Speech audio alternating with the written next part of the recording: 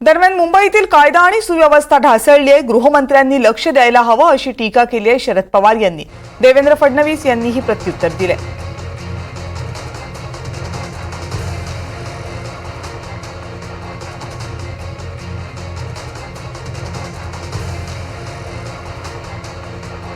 आणि आता सैफ अली खानवर सुद्धा अटॅक केला। सिंहाच्या लोकांशी माझं कधी असोसिएशन ऐकलं वाईट फक्त एकच आहे की मुंबईची कायदा सुव्यवस्था किती खाली ढासळते याचंही लक्षण आहे। मध्यंतरी त्याचा उल्लेख तुम्ही केला, एकाची हत्या झाली त्याच भागात आणि हा दुसऱ्याचा प्रयत्न, या सगळ्या गोष्टी चिंताजनक आहेत। राज्य सरकारने विशेषतः मुख्यमंत्र्यांनी तर गृह खातं त्यांच्याकडे या गोष्टीकडे अधिक गांभीर्याने बघावं। बॉलिवूडमध्ये अशा पद्धतीने सैफ अली खानवर थेट हल्ला होणं म्हणजे गळ्यावर सुद्धा वार आहेत त्याच्या। सांगितलं ना, मला असं वाटतं की देशातल्या मेगा सिटीमध्ये सर्वात सुरक्षित मुंबई आहे।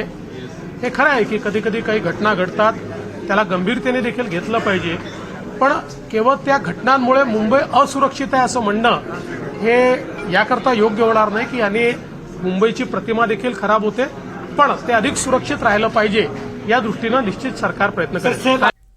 दरम्यान सैफ अली खानवर झालेल्या चाकू हल्ल्यानंतर विरोधकांनी जोरदार हल्लाबोल करत कायदा आणि सुव्यवस्थेवर प्रश्नचिन्ह उपस्थित केलेत।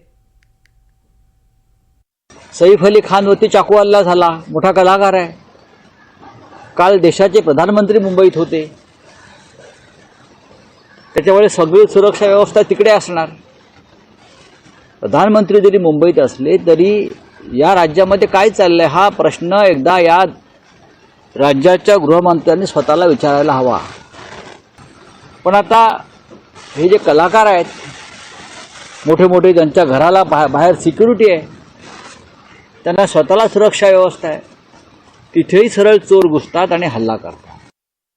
मुंबईतच नव्हे तर महाराष्ट्रात अशा पद्धतीनं घटना होत आहेत। ठिकठिकाणी छोट्या मुलीवर अन्याय होतोय, कोणावर चाकू हल्ले होत आहेत, कोणाचे मुर्दे पडत आहेत।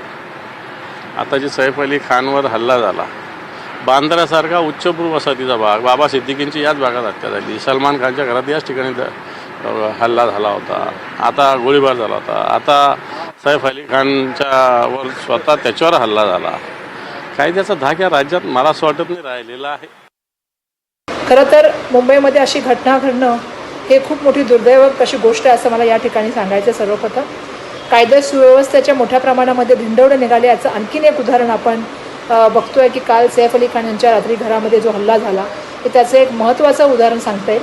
कारण वांद्र्यामध्ये जवळपास 3 हल्ले झालेले आहेत। मधल्या काळामध्ये बाबा सिद्दीकीजी यांच्या ऑफिसच्या बाहेर जे आहे त्यांच्यावरती हल्ला झाला, दुर्दैवाने त्याच्यामुळे त्यांचा मृत्यू झाला।